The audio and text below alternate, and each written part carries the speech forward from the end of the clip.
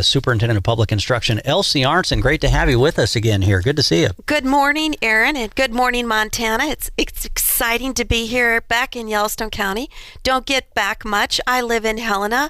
That's where the job is, but we've got kids all across our state. So that's my passion, and I'm excited to be here with you. Yeah, and so, of course, it's 2019, but we're hearing a lot of 2020 news. In fact, we've heard several big names entering the governor's race on the Republican side of the aisle. This morning, we also got word via Mike Dennison with the Montana Television Network that House Minority Leader Casey Schreiner, four-term legislator from Great Falls, is kind of the first prominent Democrat to jump into the 2020 race. So Casey Schreiner announced a run for governor this morning. But, of course, 2020, first time you'll be up for re-election as the Superintendent of Public Instruction as well. Well, and I'm here to say that I'm all in, that I believe going forward with conservative leadership, a focus with students is where Montana families, Montana schools should be. So, Aaron, I'm excited to say that, yep, I'm up for re-election for Montana's State Superintendent of Public Instruction. So you heard it here first. Basically, Elsie Arntzen announcing that she is running for re-election as Superintendent of Public Instruction. Well, we want to talk about kind of some of what you see as your greatest accomplishments during your first term here as Superintendent of Public Instruction. First, of course, recapping the legislative session. It sounded like it was a pretty good session for K through 12 education, and I know you were there kind of leading the charge as Exactly. OPI. Thank you for that.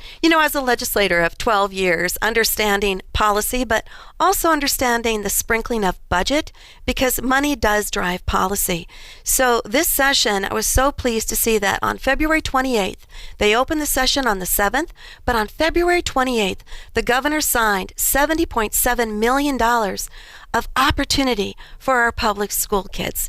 And I was really pleased that we got to lead that charge. We also had some other wonderful successes in the legislative session. Yes, budget is that, but policy, keeping our kids safe. When I was a school teacher here in Billings Public Schools, I was so excited, to be able to be in front of fifth graders. They're so resilient, these children are. But what's exciting is to say to these kids, you could come to school when your parents drop you off at school, or you walk to school, or you get on that school bus. When you come back, you feel good about who you are. You can reflect in the mirror of your successes. Keeping kids safe. When I was a teacher, it was Mrs. Arntzen, but in the middle, it was cursive, and it was safety. It's kind of like what they say in the military. Every officer is a safety officer, yes. Almost, right? But yes. Superintendent of Public Instruction Elsie Arntzen with us here in studio, and of course just announced that she will be running for re-election in 2020.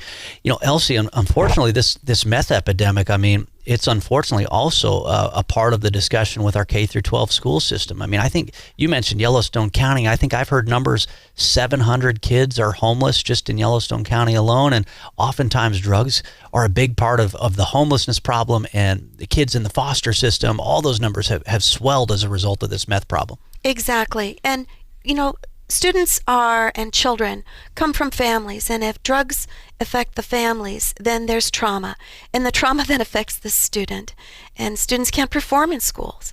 But I'm very concerned about when drugs come into the classroom, or students are bringing them in from whatever reason.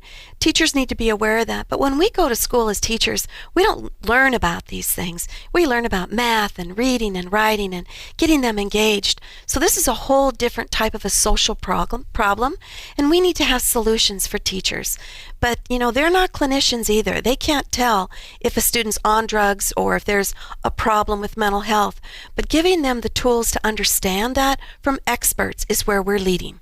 School safety, I know, has been a big thing that you've been focusing on. You were on the President's Council on School Safety. You went back and met with President Trump, focusing on school safety. One of the school safety discussions, and in a large part, this was also driven by this just horrific news out of Miles City, where now there's a legal battle over the Jensen case, the so-called former athletic trainer who was abusing all of these young boys over several years. But it led to more discussions about how we crack down on some unethical behavior. And frankly, this happens in schools all across the state. We may not always hear about it. but there was a simple bill that would make it illegal for teachers to have sex with students. You supported that, and you actually got pushback on that from, I think, the unions and some others on that. Yes, as I said, our number one was making sure schools were funded because money gives opportunities.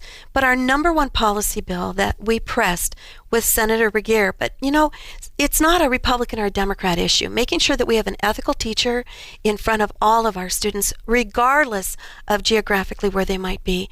It's not a political decision, and we want the best. The parents deserve that. Students must have that.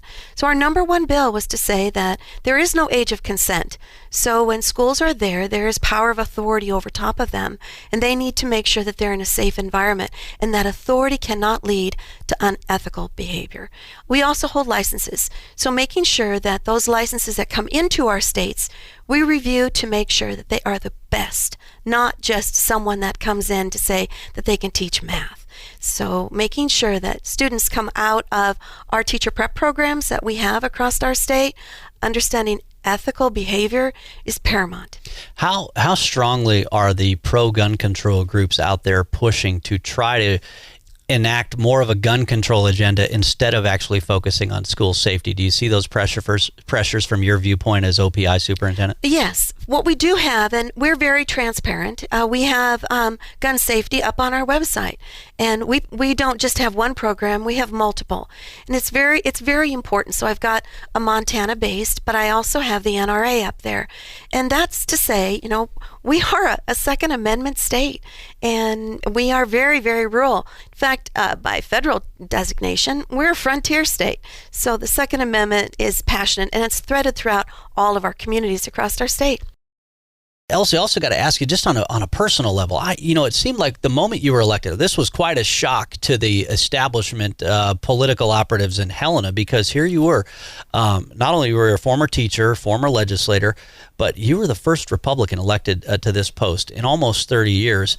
And it seemed like as a result, the educational establishment, the union establishment, they went after you with everything they possibly had. They would attack you for anything. We were even talking during the break, and they attacked the A+ sign, the plus sign in your campaign materials, because they said, oh, well, that's just pushing a Christian agenda. That's a cross, not an A+ as in a school grade. So they so desperately attacked you, and they tried to hit you with everything they had, and yet for the last year or so, it's kind of like they went quiet. It's because been crickets. You started getting some results, and you weathered the punches that they threw at you.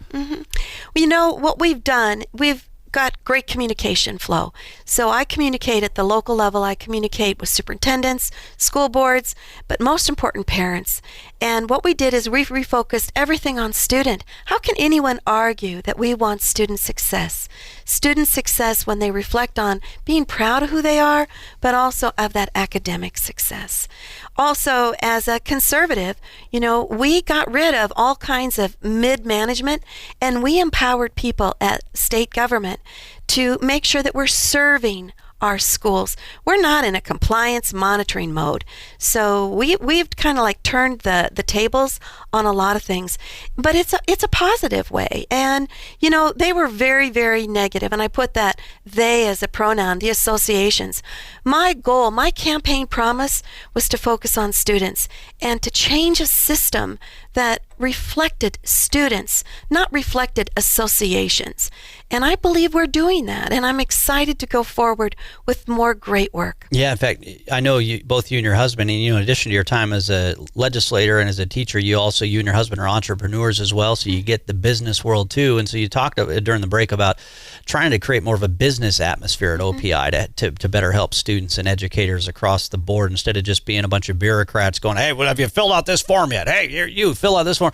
But if I heard you right, you said that you basically have half of the personal staff of what your predecessor had. So you came in and said, hey, look, I don't need all these personal staff serving me. I need more people out there serving students. Exactly.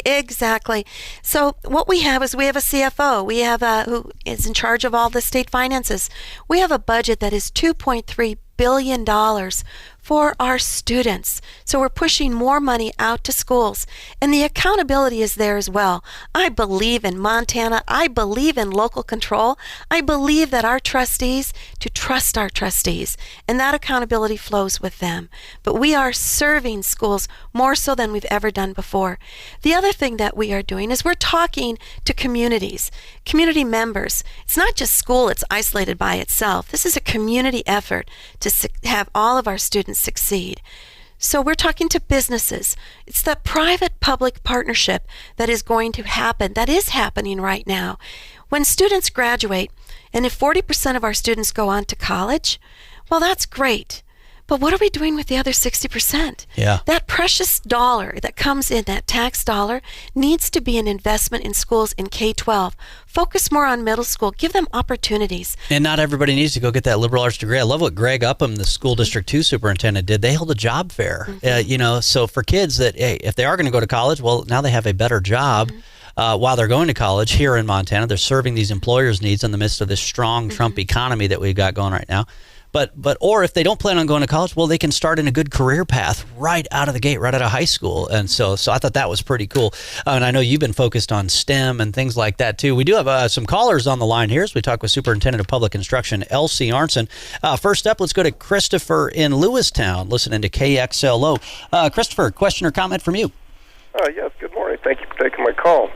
I've been on the school board 2 different terms, one while I was had my kids in the public school, and one while I was homeschooling. And one of the things I think that's kind of unfair to the homeschoolers in Montana is that we pay a lot in property taxes, but yet we're one of only 4 states that do not allow homeschoolers to participate in the extracurricular activities like your bands and your sports. I was hoping you would address that, please. All right. Hey, appreciate the question. Sure. There was a bill there was a bill this last session that was going to turn the tables on exactly that. So the talents from a homeschool student could be in extracurricular, could be in drama, could be anything. And an enticement to public school was to give 1/16 of the money that we give a public school student to that homeschool student to allow more of that flavor of community rather than just saying if you're a public school student. I believe in a system of education that embraces all. Our homeschool is very, very vibrant in Montana, and it can be even more. We have Christian, we have Catholic schools across our state, and these students flow in and out. This is Montana's family. We are Montana family value here in our great state. We can't just say that if you're a student of one system, that's what it should be. There is ebb and flow, and we focus on that student, not focus on one type of system. Well, and allow for more integration even within Exactly. the public schools. Extracurricular activities seems to make sense too, because in some of these small towns, hey, every kid matters. Every kid. You need an extra kid for the band or for this. It was really cool when I went to the Class C tournament, basketball tournament earlier this spring, and it was kind of cool because you could see the kids from Scobie. I think every kid in that school was a member of the band. If they weren't on the court, they were in the bands. It was just cool to see that, but some communities don't have that level of participation. No, it's student engagement, and student engagement in all forms allows that student to reflect on who they are. Be proud of that. And then when they get to school and that academics, then the success can also happen there. All right, we got another caller on the line. Let's go to Kelly in Big Fork, listening to KJJR. Kelly, go ahead. Hi, thanks for taking my call. And I really appreciate what you're doing for the schools in Montana, and I like your attitude, and I'm really glad you ran for office and are running again. So I agree with the last person that called on homeschooling. My poor son was thrown out of school at a dance because he was not involved with the school because of immune system issues, and his brother is. So we go through that all the time. Wow. It'd be great to have an actual classroom web system, so for kids who, for one reason or another, would like to be in their school with their friends, be able to watch their class online. I will always ask, why aren't we doing this? Because there's a lot of people that the school environment, for one reason or another, is inferior to home, especially with immunological issues and allergies and all that. But what I call for is I'd like to see more ecological curriculum. MSU and is getting a big program with ecological aspects for local food systems and local entrepreneurship to really build I'd love to see more entrepreneurship with these kids and life skill building. And, moving away from, all of us parents are always complaining that, math is so important, but it's only important for people who are going to go into something that uses math. And so, a lot more life skills and personal care and how to help heal each other and the whole healing modalities. It's a huge education with how to really be a proper human on the planet. Not only in relationship to the earth that we live on, but then each other as well. And so I'd love to see more of that as part of it. Interesting. It's kind of things like what like organizations like FFA and others that do, or back in the day, maybe Key Club, stuff like that. Yeah. Hey, appreciate your call, Kelly. Thanks so much for calling in. That webcam idea, I really like that idea. Little Billy says, "Oh, I'm sick, Dad." Oh, okay. Well, no problem, Billy. Here's your webcam. You can watch school all day. So you just sit right there. This is about changing the system. It's not brick and mortar. Education should be so innovative and should be anywhere that's accessible with technology. It's like telemedicine. Teleschool. Kelly had some great ideas with that. And she's also talking about teaching students to be reality-based. She brought up ecological things, but she also is talking about the holistic view of who a person is and empowering teachers to be able to teach that. Also teaching the math and the reading and everything that federal government asks of Montana. But she has some great ideas. How much are your hands tied when it comes to allocating federal education dollars? And so with this A-Plus Act that's been reintroduced by Senator Steve Daines, how would that help you better do your job and delivering results for students and teachers? Well, it flows exactly with the model that we have right now, that we're in more serving rather than in monitoring, rather than saying there's compliance.